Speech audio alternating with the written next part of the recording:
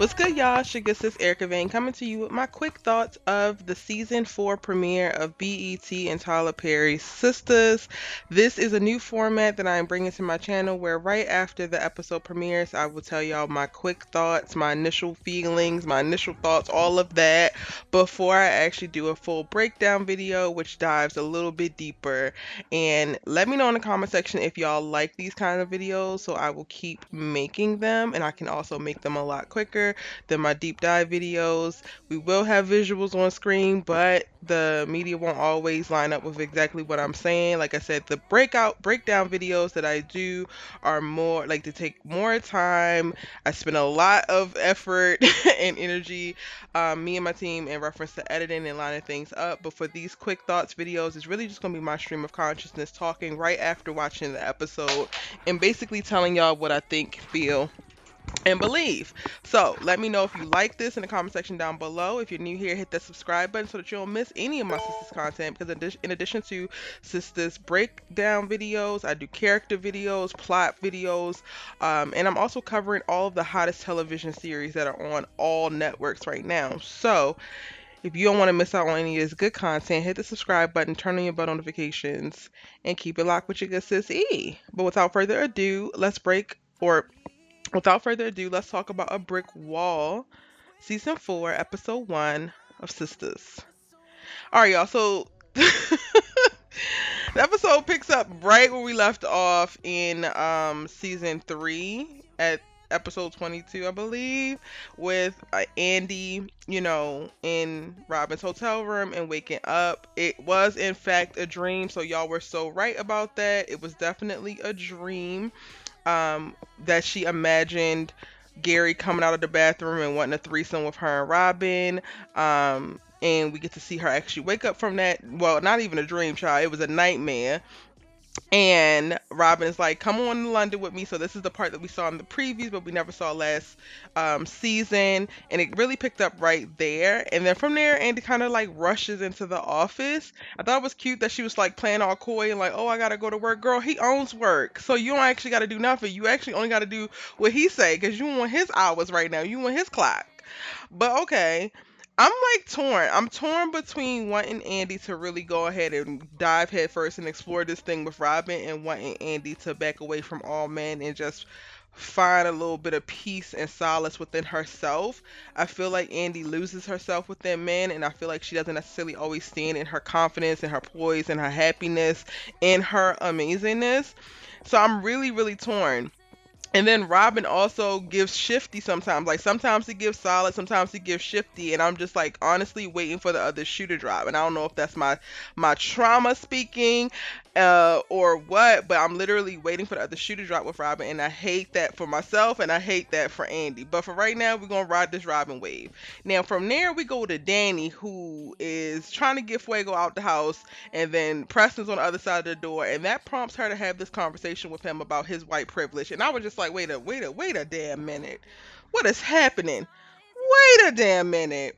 I did not expect that white privilege conversation for nothing. What I will say is parts of it was beautifully written, and I am going to be rewatching the episode after I finish this video because I struggle with how it actually applied to Preston. I don't feel like he was a dude that was operating from a place of white privilege with Danny.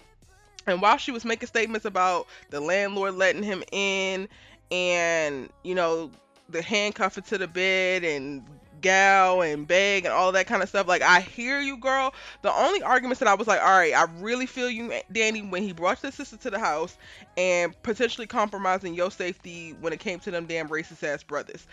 Those things I 100% understood, but Preston also operated in a very respectful place. Like, he never once ran or hid from his whiteness. He never once ran or hid from your blackness. I didn't feel like he was fetishizing her at any point, but I could be wrong. Y'all let me know in the comment section down below if you felt like at some point he was fetishizing her. It just felt like this big argument or this big thing that Danny had been holding on to, and I don't know if it was actually, if his character actually lined up with it. Like, I feel like Tyler Perry probably should have made Preston more entitled, more privileged, more raggedy for this to actually stick, because I don't believe all that she said actually applied to Preston. And I also felt like it created a moment where she was able to scapegoat out of her responsibilities within whatever this is, the situationship, relationship, whatever they're doing. She wasn't able to be accountable because she just pulled the white privilege card and that was it. It's like the Trump card, and then they break up, and it's just like, okay, girl, but what does that have to do with El Fuego leaving your house this early in the morning?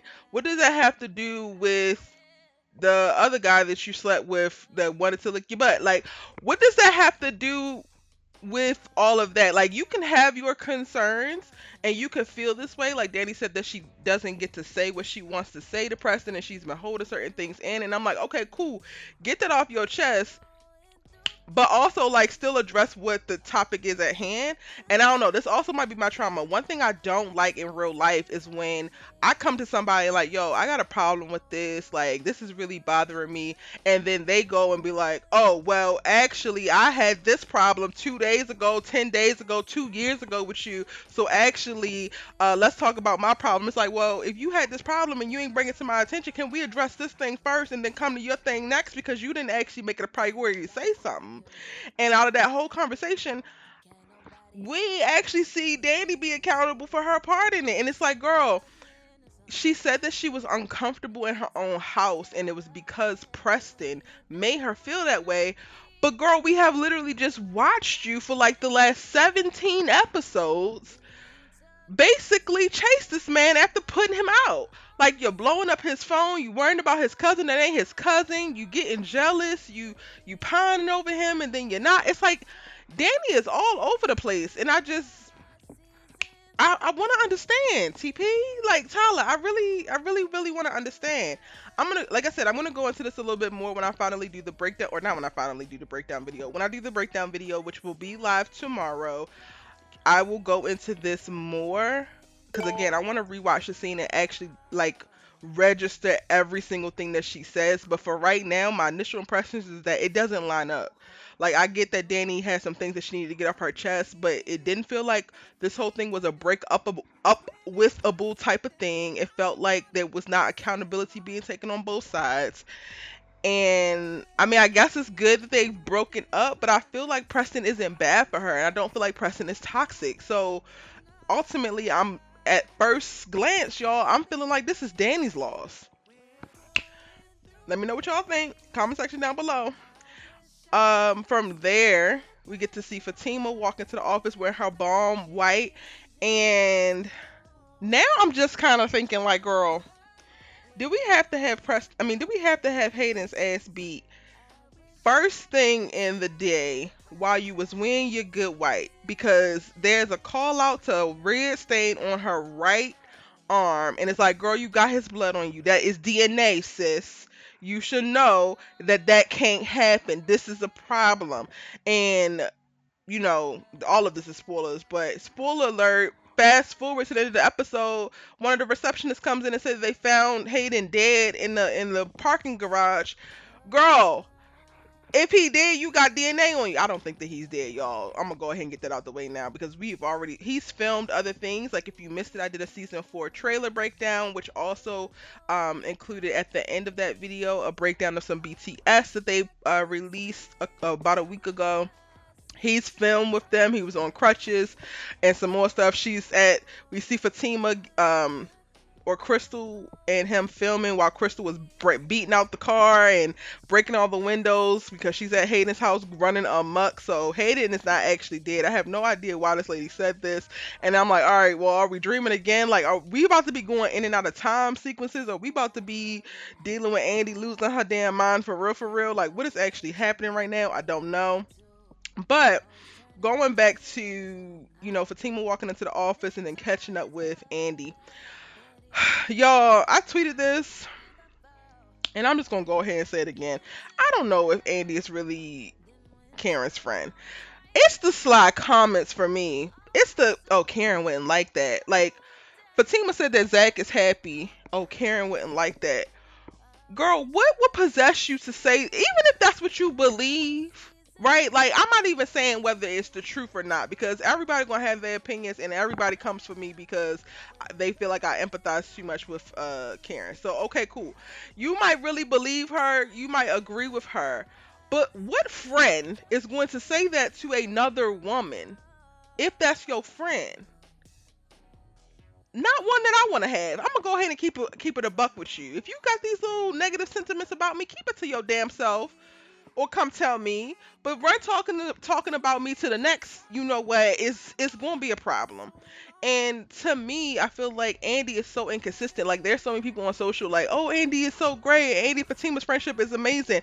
Andi's friendships are one-sided. When she was in Sabrina's house and all the sisters had got together, they got their sister circle, they talk about their family. In that moment, what did she do? She called Fatima an employee. Very quickly disassociated, like, oh yeah, no, she's just an employee. Girl, this is Fatima is your best friend right now, your confidant, your ride or die. The fact that you would ever part your lips to say those words is just like, girl, you're a joke. I can't. But we're gonna let you go ahead and live in your little honeymoon phase with Robin. You got your little rich man, things are looking up and kind of cute for you. Okay, girl. Well, Andi always looks amazing. All these damn girls always look amazing. These sisters are stunning, okay? Let's take 1 second to talk about that. Andi, stunning. Fatima, stunning. Danny, stunning. Freaking Karen, stunning. Sabrina, my God, the skin, like, just stunning. Okay, I'm gonna stop fanning girl right now. All of them damn gorgeous. I'm just gonna say that.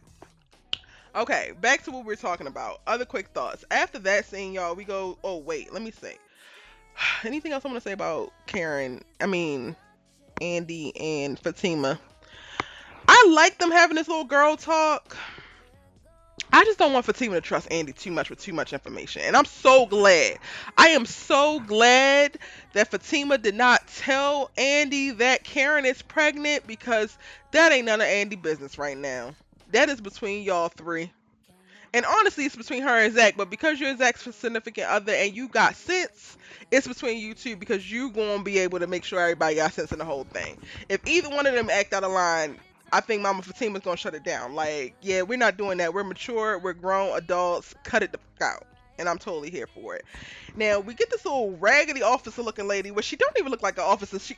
I'm so sorry to this actress that played her, but I'm about to read you down, honey. The shirt is giving wrinkle. I felt like one of the buttons was unbuttoned. You came in there looking at the shovel mess. You want to be asking me questions as if you were FBI, girl.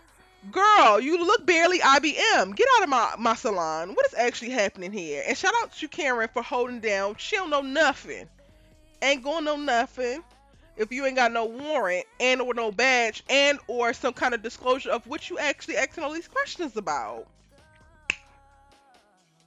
Yes, it would be wise for you to go ahead and find the dough. Bye, lady.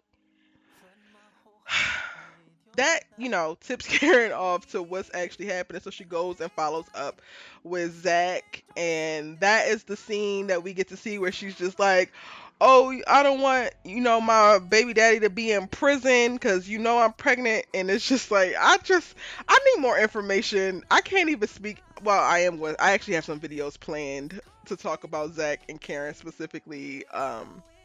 So I can't even speak on them anymore. I just want to see Karen be a little bit further along, things to be really, really confirmed, to be settled in this news, because the way that I be fighting for my life on these social medias, on Rihanna's internet, and in my comment section, because y'all are not feeling this. You don't think that Karen is pregnant. You don't think that it's Zach's baby. Y'all don't think any of the things. And the fact that I do, y'all got a problem with it. And I ain't mad at you. I respect it. I feel you. I definitely feel y'all on that. But they have a little interaction, and honestly, like, for a moment, while it's still a little tense, a little awkward, you start to see the little Zach and Karen chemistry that they had before. They're going to be fine. They're going to get to a really good, friendly place, and I'm excited. Now, when I say chemistry, that does not mean automatically romantic, but Karen and Zach have this little banter and chemistry that actually works, and I think that that's going to be the groundwork for their friendship, as well as the groundwork for their co-parenting. So before y'all come for me in the comment section, I clarify what I said. So if you jump down there saying some other stuff, that's on you, okay? That's on you. Now, one of the things that stuck out to me in this episode is the conversation with Maurice, or like Maurice struggling with Sabrina bringing up his dad, and then Q calls him. Q, you only been in this jail for about a day. Now you calling talking about some. Why you sound so dry? I'm about to get out because I'm about to cut a deal, but I ain't no snitch, sir. Like I need a break. Even if we're going to bring Q out of jail, Tyler, can you give us a few episodes? Can you give us like half the season? Because this little boy is not doing anything but getting on my goddamn nerves, okay? And apparently triggering Maurice. But then also, I don't feel like we have enough meat to really understand what it is that Maurice is attracted to in Q. Like, I get that we're planting the seeds of his father didn't love him the way that he should, and that's why he's out here seeking love and affection and validation from this unavailable criminal man. But like, y'all gonna have to give me a little bit more than that. And I am so over this. I definitely tweeted this too. I am so over the idea of like you getting over one penis by getting under another one. Calvin, hooking Maurice up with your little homeboy is not gonna be the answer, okay? It is literally historically not worked for any of these characters on this show when they try to get over one penis by getting under another. It ain't gonna work for Maurice. It did not work for Sabrina, and it's not working for Sabrina. Hello, Jacoby. It ain't gonna work for Andi, even though I'm gonna like to see her try with Robin. It ain't work with Karen. My God. So, like, can we just take some time to actually heal and process our trauma versus just jump into another body that we gotta take in their baggage and their crap without even dealing with our own? And it was a little confusing. Like, watching Maurice, it's like you can see, I guess he's sad because Q is there, but then when Q calls, he's very rude and ignorant, and it's like you should be because that boy literally robbed you and put a gun to you.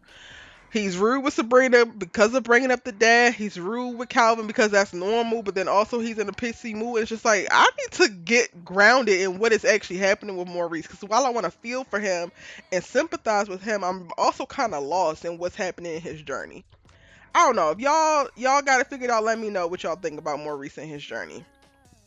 Sabrina and Calvin literally have the one out of the two cute moments that they have ever had in this whole series in this episode, and it's so quick about them going to dinner, and it's just like, oh, poor little Tink Tink.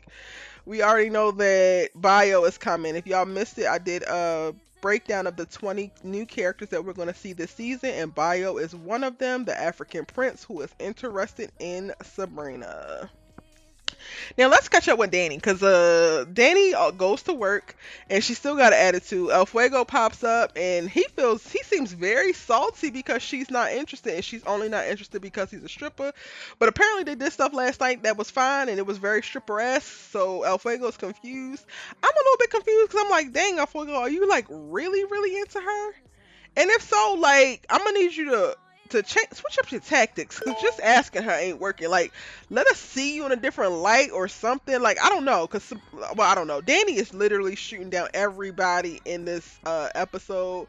I feel like we're getting a setup for her arc, which I'm excited if we're going to dive deeper into what's going on with her, how she really feels. Like, we start the episode off with her expressing her true emotions and calling out Preston's white privilege, and then she's turning down El Fuego in this very confrontational, awkward little moment. And I'm like trying to figure out if she was being rude or if he was being too much, and I still got to go back and rewatch to figure that out. And then this little random black dude, because I don't even know what else to call him, is pushing up on her, trying to talk to her, and she's like shooting him down, which rightfully so, because we don't know you. But she literally is like gun fully loaded, shooting everything down. And I'm like, okay, we're about to go on a journey with Danny where she's going to prioritize being alone. Maybe she going to kick the weed, maybe she going to really go on a healing health journey. I don't know. But this feels like a setup for something. I just don't know what it is. Let me go ahead and say again, Danny looks stunning in these little scenes. Now, she has a moment with her boss, Howard, and she thinks that somebody is being trafficked? Oh, this is the quick thoughts, y'all. So we ain't editing out none of this. And And I was just like, well, where did you get that from? Because I didn't really understand it. So again, please subscribe to the channel and check out my breakdown video that I will put up tomorrow when I go back and rewatch this, because I feel like I missed something. It felt like Danny was reaching, and then she had an attitude with her boss about not actually listening to what she was saying. But it's like, girl, it feels like you're pulling this out of thin air. Where do you see a girl that's getting trafficked? And then by the end of the episode, we see the guy that was trying to talk to her trying to usher this girl away. And it's like, okay, so this is who you thought. Okay, cool. But like, what is actually really happening? It's not really clear. But all right, y'all, this video getting a little bit long, so let me go ahead and wrap it up. My favorite scene out of the whole episode, y'all. Gary and Fatima. Fatima reminding Gary, or maybe putting him on notice, that she ain't Andi. She ain't these other bitches. She ain't the one nor the two. Damn sure not the three. And she got time today. This is the energy that everybody needs to have for Gary. Everybody needs to be moving with this anti-Gary energy, and I'm totally here for it. Fatima's gangster is steadily oozing out of her, and I just cannot wait for everybody to be infected with and understand the realness that is Fatima, and for them to figure out which side they're going to be on before they got to get dealt with. Fatima, after quite a bit, because, you know, Gary is a nuisance, he's a little stubborn and damn persistent, but after a while, he gets the hint and takes his ass about that law firm. And I'm just like, yo, this is it. This is the energy. I feel like this is the energy that this Fatima series is going to be given, because Fatima going to be all up and through that, being her bomb boss self, and I'm totally here for it. I don't understand what Gary wants, y'all. I still don't know what he wants. And please don't tell me Andi, because that ain't going to cut it. Alright. That's my quick thoughts. Breakdown video will be up tomorrow for your full in-depth deep dive of the episode. Let me know what you thought of the episode in the comment section down below. I thought that this was a pretty good season premiere. It gave us a lot of information for the first episode. It wasn't as action-packed as the season finale, but it didn't need to be. It definitely like caught us up to where the characters are, and then pushed the stories along, and then also set us up to launch into new storylines that I'm really, really, really excited for us to see. Again, if you're new here and you haven't done so already, hit that subscribe button, turn on your bell notifications so that you don't miss any of my sisters' videos, because I have so many more coming. It's your good sis Erica Vane. I cannot wait to jump in this comment section and see what y'all loved, what y'all hated, and everything in between from tonight's episode. And I'm going to see you in the next video. Bye!